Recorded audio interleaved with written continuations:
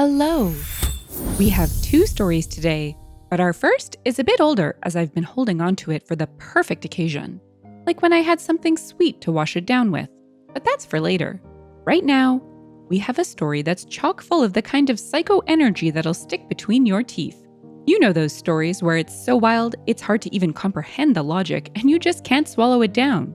Well, our first story is of a woman who adopts a furry friend and it goes viral, much to the chagrin of the previous owner who comes knocking with a logic better left on the preschool playground. So let's take a big bite out of this positively crazy situation. Story 1. My husband and I adopted a dog. After learning he has severe anxiety, we haven't left him alone. While my partner or I go to work, he goes to daycare.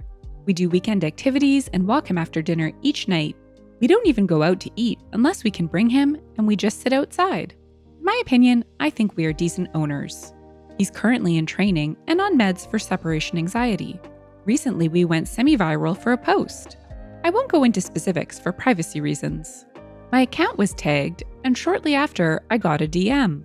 The user, Karen, went on to explain how she found me, and after stalking my profile, she could see we lived in the same county.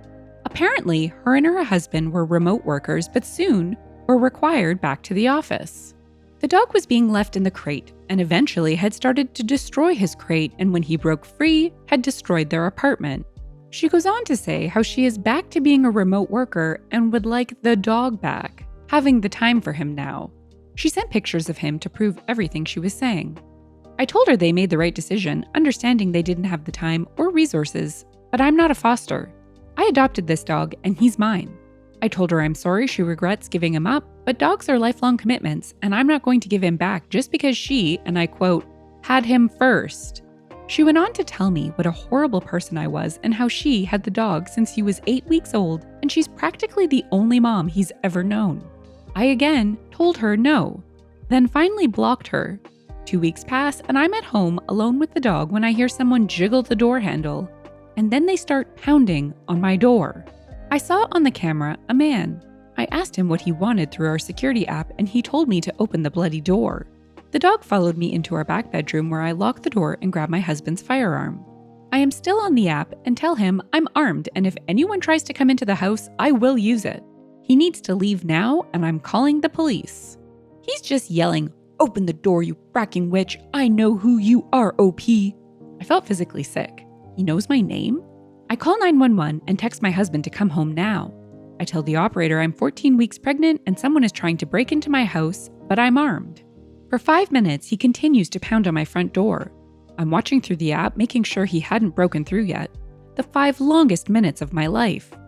Cops came shortly before my husband got there. I watched the whole ordeal through my phone with my husband screaming, "Where's my wife?" Police pull the guy to the side, to which he claims we had stolen his mom's dog. The dog. The flippin' dog. I had gotten paranoid after listening to a true crime episode of a woman cutting a baby out of another woman's belly. Police told him that was a civil matter, but trespassing was not. We were asked, did we want to press charges? And we are. I'm still so shaken as to how he figured out where we lived. Was I being stalked? Since then, I've changed all my social media handles, and now I'm just waiting on what happens next. Edit. Because this was said a lot, 1. I'm going to try and look at a restraining order. 2. I'm not on the mortgage or anything. My husband and I are married in the sense we said our vows, had the party, but we didn't get a marriage license. Multiple reasons for that. I don't have a credit card listed.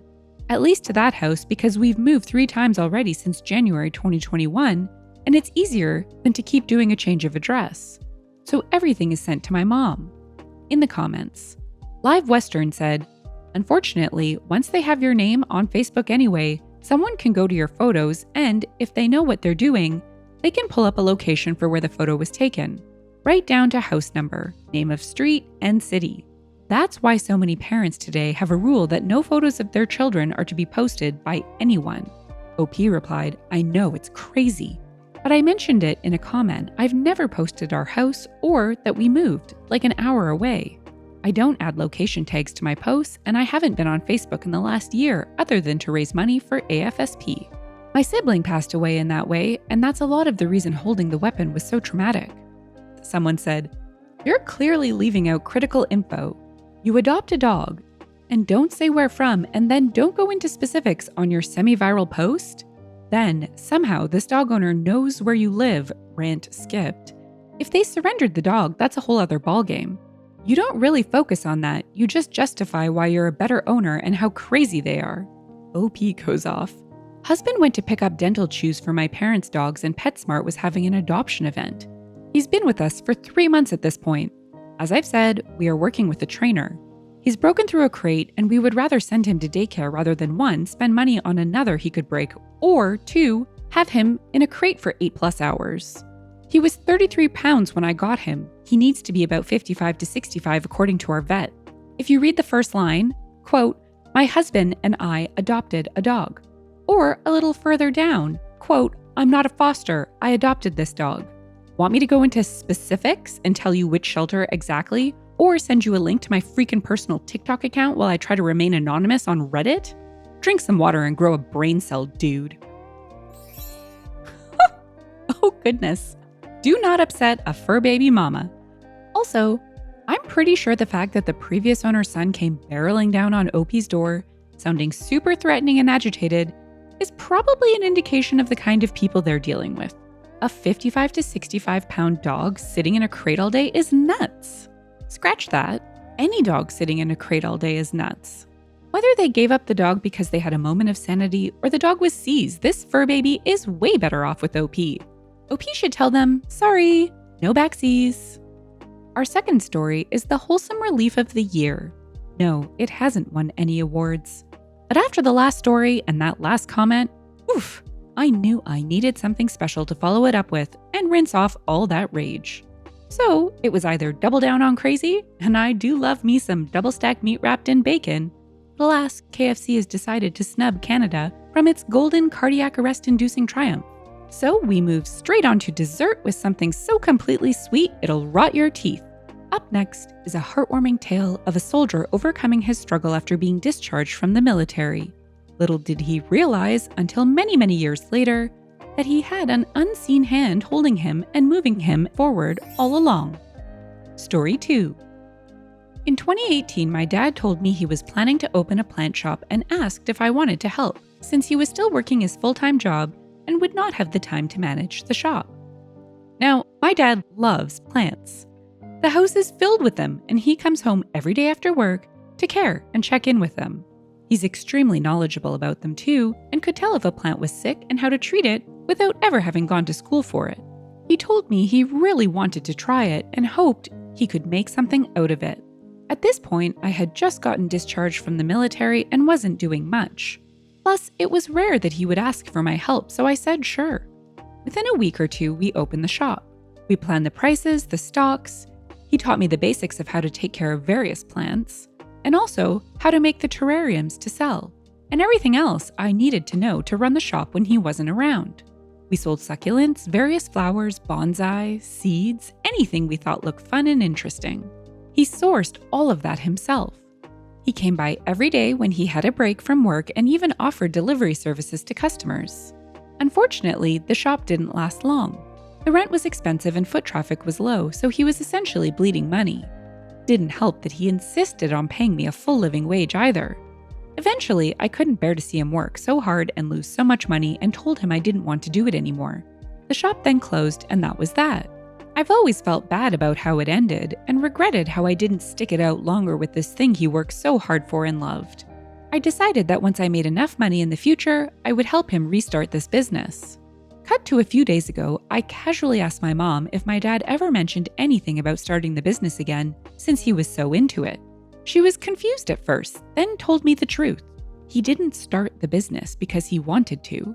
He just wanted me to have something to keep me busy. I didn't mention why I was discharged from the military either. It was because I had attempted some harm to myself after a severe bout of depression.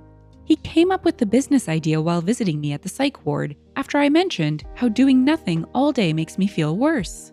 He heard this little comment of mine and just went for it. He knew he was going to lose money, but did it anyway. We're not rich by any means, and he used his savings to do this. My mom wasn't supposed to tell me any of this. He knew that if he had told me the truth in the beginning, I would have said no because it was too much trouble. And if I found out now, I would just feel bad. As long as it was something that helped me, he was okay with things as is. I don't know what I'm feeling about this. Like most Asian dads and sons, we've never really been affectionate with one another. Not with words, at least. He's always been more of a silent supporter type, showing up to every achievement and struggle I had. He never said that he cared, but visited me multiple times a day, every day when I was at the psych ward. I want to thank him, but he would be uncomfortable. I want to say I love him, but he would do the boomer equivalent of cringing. I do plan to thank him at some point, but I'm also feeling uncomfortable because that's just not how we do things. In the meantime, though, thank you, Dad. Edit. I will thank him, but as many suggested, I will do it in actions. I love the idea of taking him to the botanical garden in my country. Thank you to the one who suggested it, and I'm making plans. I would like to do more. I don't know if it will ever feel enough, so I'm looking into getting more plants and equipment for him. My mom will not be happy at more plant things taking up space, but she'll understand. I will also try my best to live a good and happy life, as that's important to him as well, as some of you pointed out. Speaking of, thank you to the people who wish me well too. I am doing much better than I did in 2017 and 2018. In the comments and in response to, but I'm also feeling uncomfortable because that's just not how we do things. Parkesh said, yeah, quit making excuses and just tell him. He's willing to lose money on a plant shop to help you because you were in a psych ward, but hearing the words, I love you, Dad, or thank you is going to make him uncomfortable?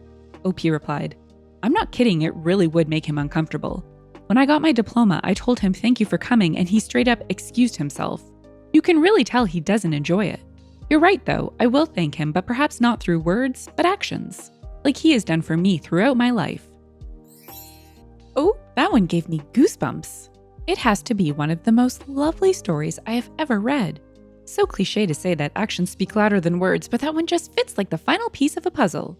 OP's dad is obviously a selfless man who would do anything for his son, and that is worth so much more than any words could express. I think people are generally receptive to receiving love via the language they speak it, so I agree that the botanical garden is a great idea. I wish OP continued contentment and peace of mind as he finds ways to connect with his dad and demonstrate his appreciation. What a lovely and sweet note to end on. And that's it for today. Until next time, shine bright, Starlight. If you've enjoyed the story and would like to hear more, consider liking, subscribing, and leaving a comment. Thanks, and bye for now.